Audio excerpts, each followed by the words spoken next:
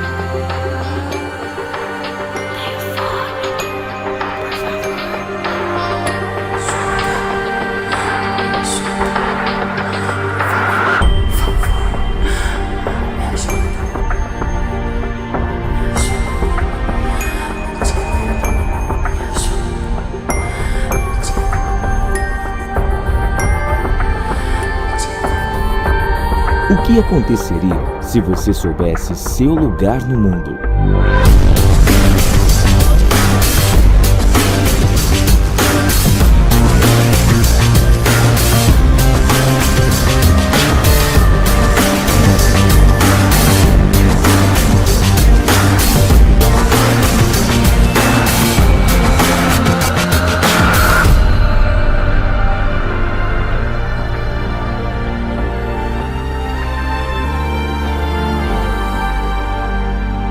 Seu lugar no mundo. Nova série de mensagens.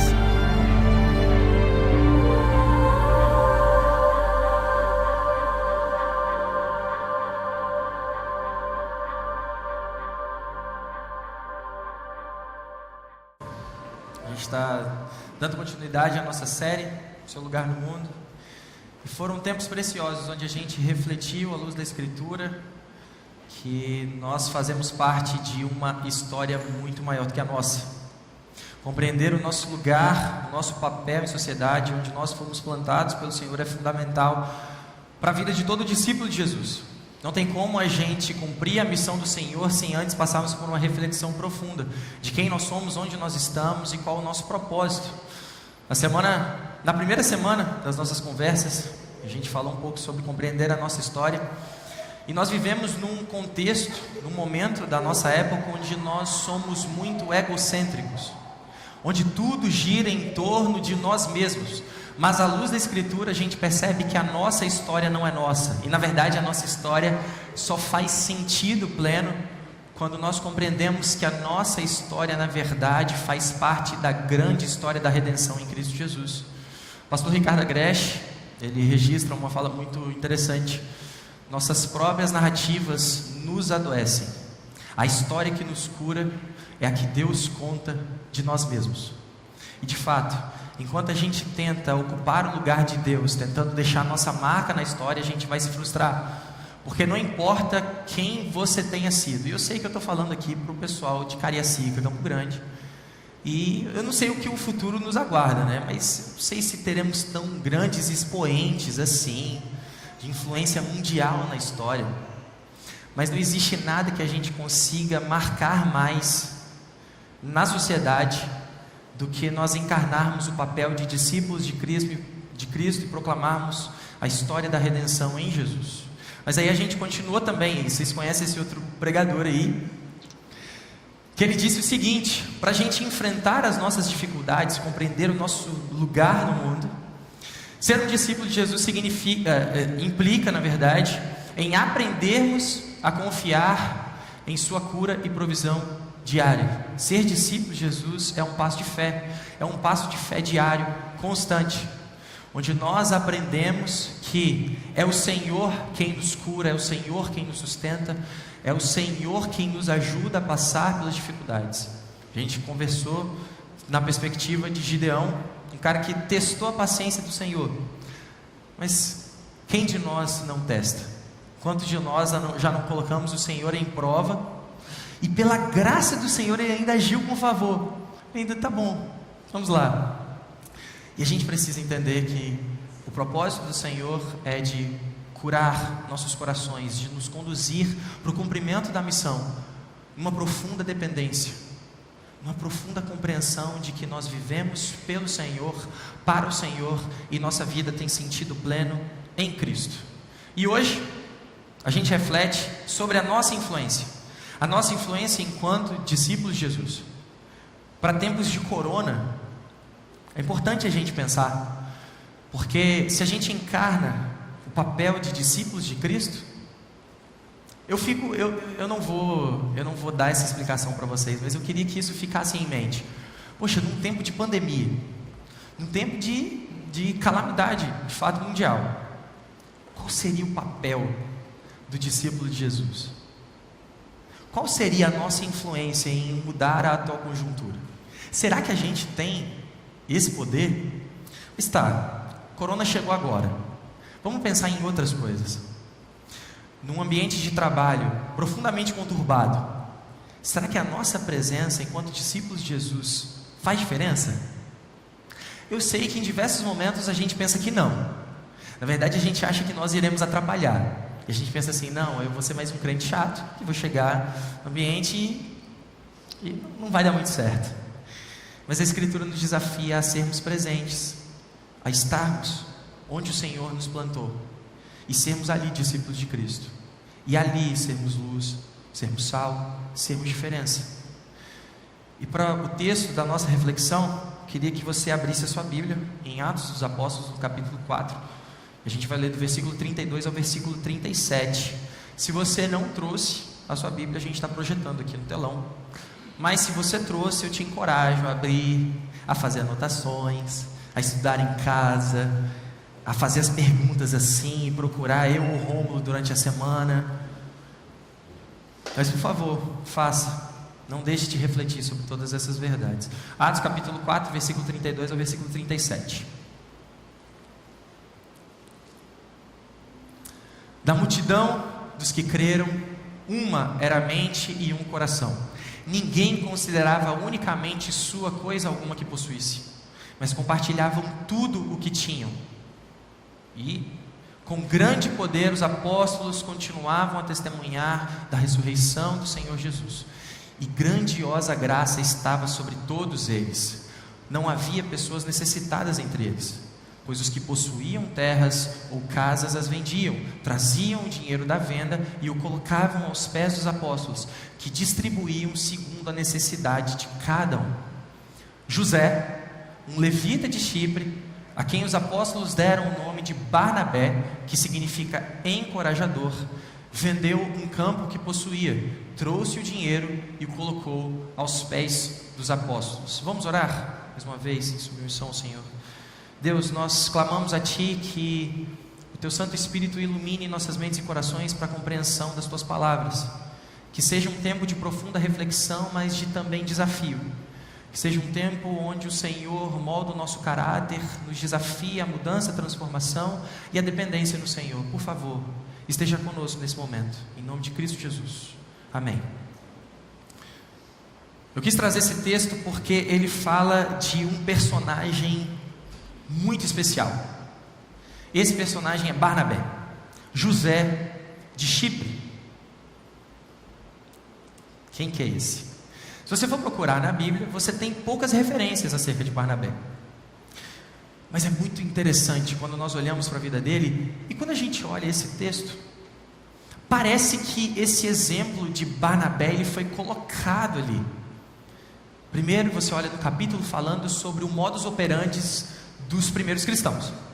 Você vê que eles não tinham nenhuma pretensão de guardar para si bens. Na verdade, eles olhavam para a necessidade comum de cada uma das pessoas e eles traziam tudo aos pés dos apóstolos, para a comunidade dos discípulos, e ali, diante das necessidades, os apóstolos distribuíam. Para quem gosta de estudar a Bíblia e estudar a história, aqui a gente tem um elemento da teologia que fala que é um sentimento que havia no coração daquelas pessoas, porque eles estavam esperando a volta de Cristo, mas de uma vinda assim, que não iria demorar. E eles estavam nessa expectativa. O sentimento é da parousia, da volta do Senhor. E nisso eles eram motivados a estarem constantemente no templo, estudando as Escrituras, orando, louvando. E quem tinha posses, quem tinha bens, quem tinha coisas extras, eles iam, vendiam, traziam todo o dinheiro arrecadado aos pés dos apóstolos, e os apóstolos, diante de todas as necessidades daquele povo, iam e distribuíam, segundo lhes convia. E aí a gente tem esse exemplo de José, um homem que era conhecido por ser encorajador. Encorajador. A gente é mais conhecido pela nossa falta de cabelo, não é? A gente é reconhecido assim, a gente é diferenciado pelas pessoas porque a gente tem uma barriga um pouquinho, uma circunferência um pouco maior, talvez uma circunferência um pouquinho menor, talvez porque a gente seja bocudo, porque a gente fale demais, ou porque a gente fala de menos. Coisas que a gente faz, e geralmente são defeitos, tá? E a gente gosta de usar defeito para poder diferenciar as pessoas. A gente gosta, nossa, aquele lá, aquela bocuda, né? Conheço bem. A gente faz isso. Mas você já se imaginou ser diferenciado no meio de tantas pessoas com o mesmo nome seu, por uma característica que o Espírito Santo colocou em você? Se fosse comigo, isso não daria certo, porque eu ia me engrandecer, eu ia ficar super orgulhoso de mim, nossa. Mas era o que estava acontecendo com José. José era diferenciado no meio do povo como um encorajador. E se você olhar essa palavra, encorajador, é a mesma raiz da palavra que Jesus se utiliza lá no Evangelho de João, quando ele diz que ele enviaria alguém após ele, que seria o consolador, o encorajador. A mesma palavra que diferenciava José, que dava característica, que qualificava José, era a mesma palavra, a mesma raiz da palavra que falava do caráter do Espírito Santo. Olha que profundo. Então não dá para a gente olhar para a vida de Barnabé, para a vida de José como é só uma rodapé, é um negócio que ficou aí registrado, sabe aquelas coisas que a gente faz enquanto instituição, né, que a gente se junta e faz a ata, aí imagina que estava todo mundo trazendo dinheiro aos pés dos apóstolos, aí tinha o Atos, que era o secretário de Atos, falava assim, pela ordem, a gente tem que registrar aqui, que José veio aqui, trouxe, ele vendeu uma quantia e colocou aqui, aí o pessoal, tá, então vamos registrar, e registrou na Bíblia. Não foi um exercício institucional. O Espírito Santo fez questão de trazer isso para nós aqui hoje, e para a gente compreender, à luz do exemplo de Barnabé, o que significa exercer a nossa influência enquanto discípulos de Jesus. E talvez a primeira diretiva que eu gostaria de dar para vocês é: se a gente quer exercer a nossa influência, se a gente quer de fato estabelecer o nosso lugar no mundo, compreender qual é o nosso lugar no mundo, qual é o nosso papel enquanto discípulos de Jesus, primeiro a gente tem que aprender com Barnabé, entender que nós precisamos viver pelo Espírito Santo. Viva pelo Espírito Santo. E o que isso significa?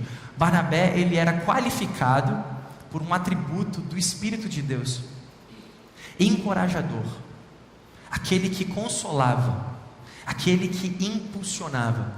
E se a gente for olhar para a história de Barnabé à luz das Escrituras, a gente percebe que ele foi companheiro do apóstolo Paulo, ele foi companheiro de João Marcos, ele esteve presente nas grandes expedições em proclamação do Evangelho. Ele estava presente. Aí a gente olha para a vida do que eram os discípulos de Cristo, para a vida dos apóstolos, para aqueles que se encontraram genuinamente com o Senhor, e todos eles compreendiam que a vida não era um bem precioso que eles precisavam se agarrar, mas a vida era a dádiva do Senhor, e eles viviam pelo Senhor, viviam para glorificar o Senhor.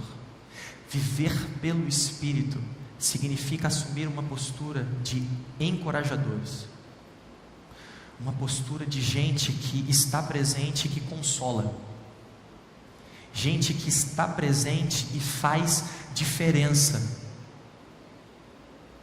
E aí cabe uma reflexão, porque quantos de nós nos nossos ambientes de trabalho, quantas pessoas sabem que nós somos discípulos de Cristo? Quantos de nós sabem que nós professamos a fé em Cristo Jesus? Ou mesmo, quantos de nós já nos posicionamos, movidos pelo Espírito Santo do Senhor, para fazer diferença onde nós fomos plantados? A gente vê o vídeo dessa série, e esse vídeo ele é bem impactante.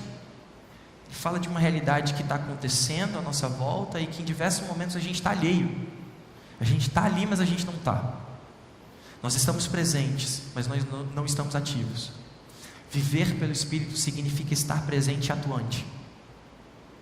Viver pelo Espírito significa se manifestar, fazer-se presente, mas não somente uma presença física, mas agir. Agir como pelo Espírito. Quando a gente olha a vida de Barnabé e tantas outras ocasiões que a gente vai conversar ao longo dessa manhã, o que a gente percebe é que Barnabé, ele assume uma postura de viver pelo Senhor. Viver pelo Senhor.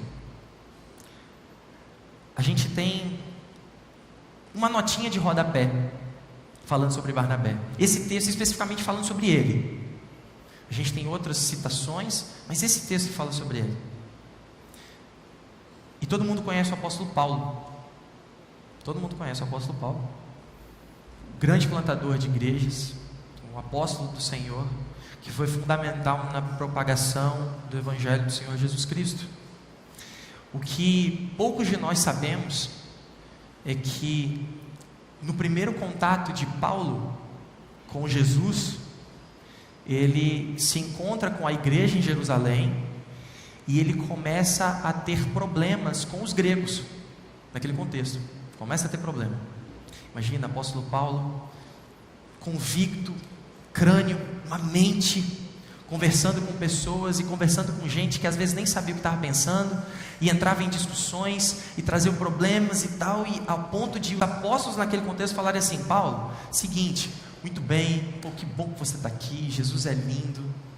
Ele só não falou a Bahia é linda, Jesus é lindo, ok, volta para casa, passa um tempo lá, esfria a cabeça.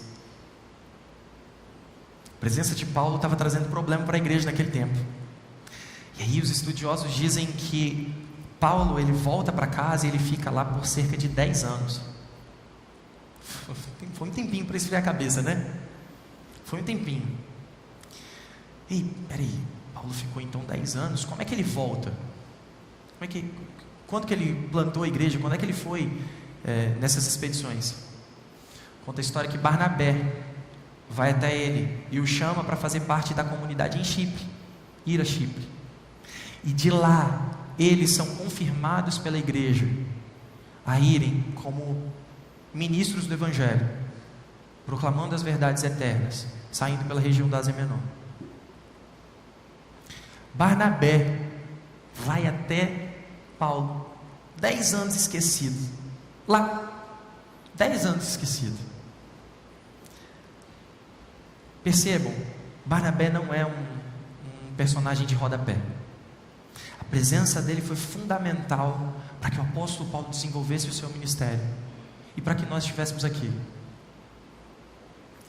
O problema é que nós medimos o nosso sucesso, uma vida bem-sucedida, pelos frutos que nós colhemos.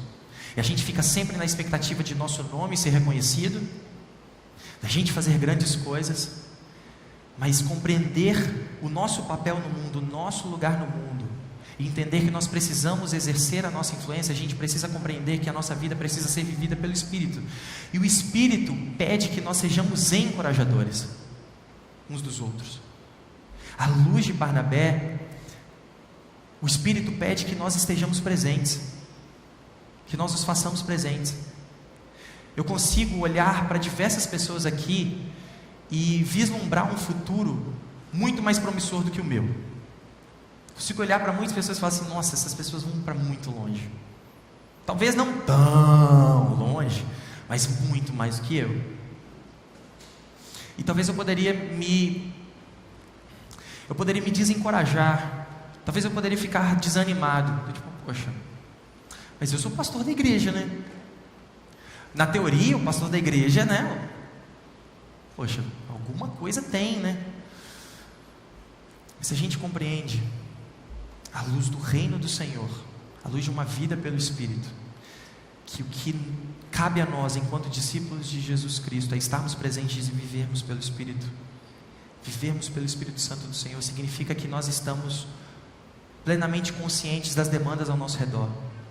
de qual é o nosso papel, o que a gente precisa fazer, o que a gente precisa fazer pelo outro, o que a gente precisa fazer para transformar a realidade. Em tempos de corona, e a gente conversou com os pré-adolescentes agora pela manhã, na maioria dos casos, os sintomas, na verdade, pode até ser assintomático e não passa mais do que como uma forte gripe para algumas pessoas. Para o grupo de risco, para os mais velhos, isso é mais preocupante. Para pessoas que têm algum problema respiratório, isso é mais preocupante. Agora, se a gente compreende o nosso papel enquanto discípulos de Jesus, que a gente tem um dever para com o outro, um ato simples da gente passar gel na nossa mão, preocupado em não propagar esse vírus para uma outra pessoa, é uma condução do Espírito na nossa vida. É um direcionar do Espírito Santo para nós. Viver pelo Espírito significa a gente compreender o nosso papel de influenciadores, de encorajadores. Mas aí a gente vê também, nessa diretiva de sermos encorajadores, a nossa presença, ela não é meramente física. A nossa presença, ela não ocupa um espaço só, não é uma grandeza física só. Quando a gente olha a vida de Barnabé, e eu queria que você rapidamente abrisse a sua Bíblia, ainda em Atos, no capítulo 15, e você marcasse assim esse texto a partir do versículo 36 até o final desse capítulo. Guarda isso. Aqui a gente tem um relato de um desentendimento entre Barnabé e Paulo, e eles se desentendem por causa da presença de João Marcos. E João Marcos o texto não diz o que aconteceu, mas diz o seguinte, que João Marcos se desentendeu com Paulo em algum momento para trás, deixando Paulo na mão. Então Paulo não quer mais caminhar com João Marcos. Não vou caminhar. Barnabé,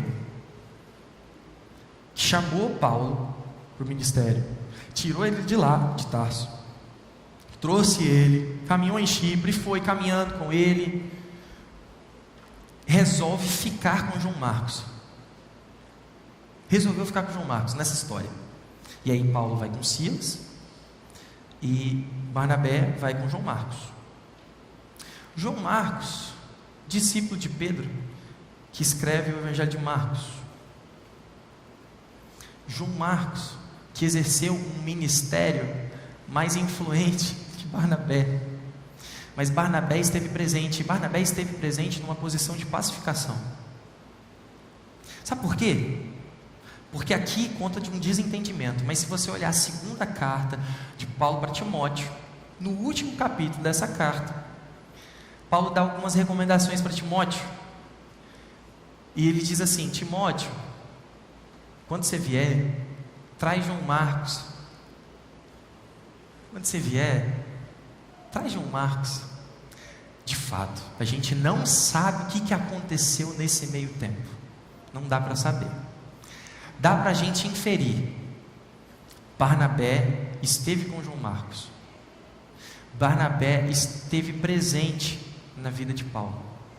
Barnabé se fez presente. Barnabé assumiu uma posição, eles caminharam, viveram a vida. E o que a gente vê, olhando para a janela no futuro, depois a gente olhou, Paulo e João Marcos de volta. Não é somente uma presença física. Talvez a gente assuma uma postura de muita passividade, e quando a gente vê algum conflito, a gente fica assim: não vou me meter, deixa eles se resolverem, né? Não vou colocar a lenha na fogueira, não vou botar gasolina, né? E a gente esquece que a nossa postura enquanto discípulos de Jesus é de sermos pacificadores. A nossa presença, ela tem que fazer diferença. A nossa presença tem que trazer paz. A nossa presença, porque nós vivemos pelo Espírito. Viver pelo Espírito significa caminhar por Ele, caminhar com Ele, de fato fazer as coisas pelo poder dEle, por intermédio dEle. E em situações de conflito a gente se promove como pacificadores, como gente que promove a paz. E isso tem que nos levar a uma reflexão. eu tenho certeza de que, assim como todo mundo experimenta os mesmos problemas, as mesmas dificuldades dentro de casa, talvez o CEP muda, algumas carinhas mudam, algumas situações são um pouco diferentes, mas todos nós passamos por problemas. O Evangelho nos constrange a sermos ativos nisso tudo, a estarmos presentes de fato. E não é uma presença para autopromoção, não é uma presença para a gente estabelecer aquilo que a gente acredita, as nossas convicções, colocar ao nosso lado e deixar assim, está aqui, ó, pronto. Não sei o que vocês pensam, mas está aqui, ó, tom. Não. A postura do discípulo de Cristo, uma postura pacificadora. Nunca uma postura pacificadora em detrimento da verdade, nunca, absolutamente nunca. Até porque à luz da Escritura, a verdade caminha junto com a paz, com a promoção da paz, da verdadeira paz. Mas nós, enquanto discípulos de Jesus, somos promotores da paz, da unidade. Porque quando a gente olha o contexto imediatamente anterior ao exemplo de Barnabé, que mostrava como era a vida dos primeiros discípulos, você já conseguiu se imaginar nesse contexto? Da multidão dos que creram meramente o coração. Todos nós aqui, uma mente e um coração. Às vezes a gente estabelece a nossa presença como um marco de fronteira. Aqui, estou aqui, daqui eu não saio, daqui ninguém me tira. Aqui as pessoas vão ter que me engolir. Eu sou assim, eu cresci assim, vou ser sempre assim, o Senhor me fez assim. Nós temos um papel de influência por onde nós estivermos, por onde nós passarmos. A luz da vida de Barnabé é uma presença pacificadora, uma presença que transforma relações, uma presença que faz diferença de fato. E a gente tem uma outra atitude, a luz de Barnabé. Barnabé vivia para promover o reino, para promover o reino. E é interessante, se você olhar o capítulo 5, é 5 ou 6, que fala de Ananias e Safira? É o 5, é o 5 ou 6? Ananias e Safira. Percebam que ali está se contando a história de os discípulos, que as pessoas vinham, se aproximavam dos apóstolos, traziam os seus bens, tudo que eles haviam vendido, entregavam aos apóstolos, os apóstolos distribuíam. Aí tem Ananias e Safira, depois, casal, muito inspirado pela vida de Barnabé, muito inspirado pelos irmãos daquela igreja. Eles, poxa, que atitude bonita, né? Que legal, as pessoas estão vendendo suas posses, suas terras, e estão aí. Legal, eu gostaria de ser reconhecido assim também. E aí é um casal que vai, vende uma de suas terras, só que eles retêm uma parcela desse valor, e não havia nenhum problema em reter uma parcela desse valor, se eles tivessem falado aos apóstolos de que, olha, está aqui uma parte do que a gente vendeu. Mas eles mentiram, e é interessante, porque ao relacionar a postura de Barnabé com a postura de Ananias e Safira, a nossa influência enquanto discípulos de Jesus é de promover uma forma correta de viver a vida. A gente dá exemplo, a gente faz como se deve fazer, e automaticamente o nosso exemplo condena o pecado do mundo. Automaticamente o nosso exemplo, a nossa vida também é um testemunho da maldade que há no mundo, do pecado que há no coração. A nossa vida, ela tem que ser um exemplo ao Senhor, um exemplo para as pessoas, da graça do Senhor, da nova vida que recebemos. E naturalmente, pessoas que não foram transformadas pelo Espírito de Deus, pessoas que podem inclusive estar no meio de uma comunidade cristã, mas que não fazem parte, essas pessoas são constantemente, pelo nosso testemunho, acusadas, são constantemente pela nossa vida, elas não têm sossego. As nossas atitudes são uma proclamação do que se deve ser. A nossa vida é um exemplo correto, sincero, genuíno de como um discípulo de Jesus deve ser. Quando a gente olha a vida de Barnabé, ele veio, vendeu uma de suas posses e entregou aos pés dos apóstolos. Ananias e Safira queriam participar desse negócio, mas o coração deles estava num outro lugar. O Deus do coração deles era outro. E à luz da atitude de Barnabé, o pecado deles foi exposto. Meus irmãos, à luz da nossa vida enquanto discípulos de Jesus, pecados serão expostos. E é por isso que a gente é rejeitado. É por isso que nós, enquanto discípulos, somos rejeitados. Mas mesmo sendo rejeitados, é inegável a nossa influência. E a influência enquanto discípulos de Cristo deve ser essa: a nossa vida traçando um exemplo claro, certo de como se deve viver.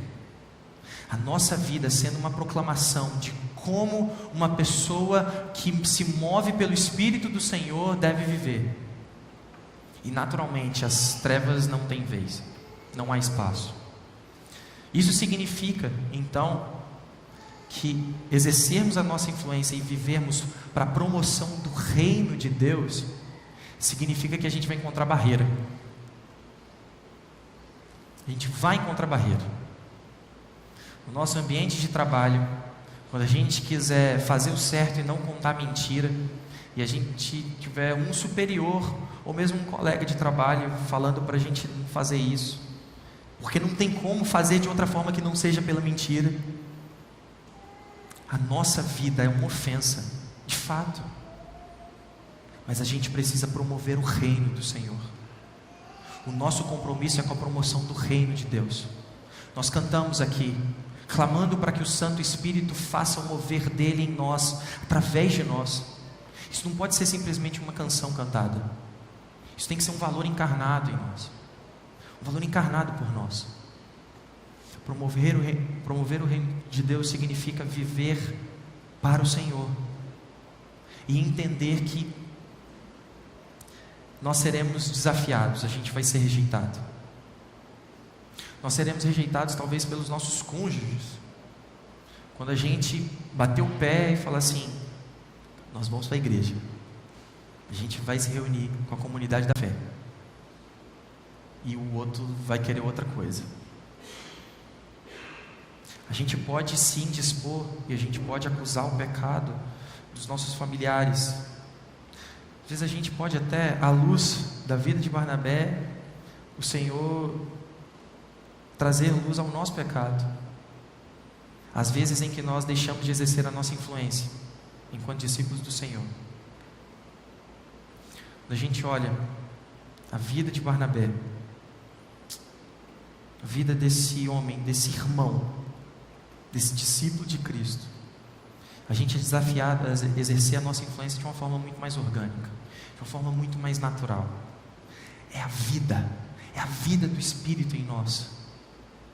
É o Espírito que nos constrange a estarmos presentes, não somente ali de corpo, mas de alma, de coração, com atitudes, e entendendo que tudo que nós fazemos para que o reino de Deus cresça. Nós somos um povo separado pelo Senhor. A Escritura nos trata como sacerdotes. Isso significa que nós somos exemplo para todas as nações de como se deve viver. Naturalmente, ser exemplo implica em sermos rejeitados, pelo menos de alguma parcela. E quando a gente olha a luz da Escritura, de fato, nós seremos profundamente. Mas isso não significa que a gente não deva exercer a nossa influência. Compreender que nós vivemos pelo Senhor. Talvez a gente viva num tempo onde a gente coloca as coisas na balança, né? Tá. O que eu ganho com isso, né? Tá, ok.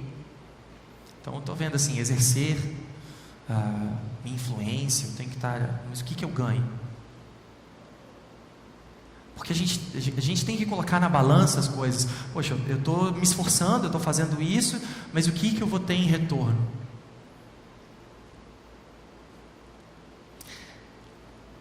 Talvez eu não consiga dizer propriamente para você, especificamente para você. Mas o que a gente tem é uma confiança do Senhor de que, assim como os frutos de Barnabé foram colhidos ao longo da história, e que se hoje nós estamos aqui foi por gente como ele que influenciou, uma coisa que a gente recebe é a paz no nosso coração, entender que todo trabalho e todo serviço para o Senhor tem recompensa, e tem uma recompensa eterna. Talvez a gente desanime na caminhada porque a gente mede os nossos esforços a partir dos frutos que a gente colhe no hoje. Por que eu vou insistir em orar pelo meu filho? Por que eu vou insistir em orar pelo meu cônjuge? Por que eu estou insistindo em mudar o meu trabalho? Por que isso? Por que aquilo? E cada dia mais que passa e a gente não vê as coisas acontecendo, a gente se frustra. Mas a gente é chamado para viver como Barnabé, profundamente ligados, conectados pelo Espírito Santo do Senhor e certos à luz da vida dele, que frutos virão, serão colhidos na eternidade, e a gente vai se juntar nisso, e a gente vai poder juntos experimentar de tudo, de todo o fruto do nosso trabalho, de todos os momentos em que a gente se posicionou em favor do reino do Senhor, de todos os momentos em que a gente viveu pelo Espírito e não por nós mesmos, de todos os momentos em que a gente esteve presente. Essa é a certeza que nós temos. A gente cantou que em breve Jesus voltará e nos levará para o nosso lar. A gente vai voltar para o lugar de onde a gente nunca deveria ter saído, e a gente vai viver uma vida, não dá para comparar, mas essa é a certeza nossa. Sermos influentes é vivermos por fé, compreender que essa vida pelo Senhor é a única vida a ser vivida, e que vale a pena viver por ela, vale a pena viver. Para a gente então refletir, praticar, para que isso fique ao longo da semana, no seu coração, na sua mente. Como você tem sido conhecido? À luz da vida de Barnabé, como as pessoas têm conhecido você? O seu testemunho tem gritado para as pessoas? A sua vida, ela é inegavelmente uma vida vivida pelo Espírito do Senhor? Segundo, promova a paz e veja a paz de Deus conduzindo sua vida. Se nós nos colocamos como promotores da paz, é a paz do Senhor quem nos conduz.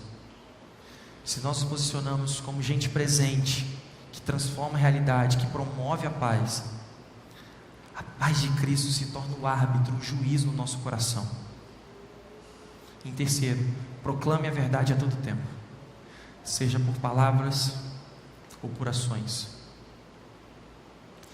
Proclame a verdade a todo tempo. Toda verdade é uma verdade de Deus. Toda verdade vem do Senhor. E quando nós proclamamos as verdades, então a gente cada vez mais atesta ao mundo que o Senhor de fato é Deus. E isso não tem a ver simplesmente com as nossas palavras, mas com as nossas atitudes, é a nossa presença. É ali, presentes, vivendo pelo Espírito, compreendendo qual é o nosso lugar no mundo e caminhando com o Senhor, em plena convicção de que estamos caminhando à frente para a promoção do reino de Deus, para a honra e glória do nome do nosso Senhor Jesus Cristo. Amém?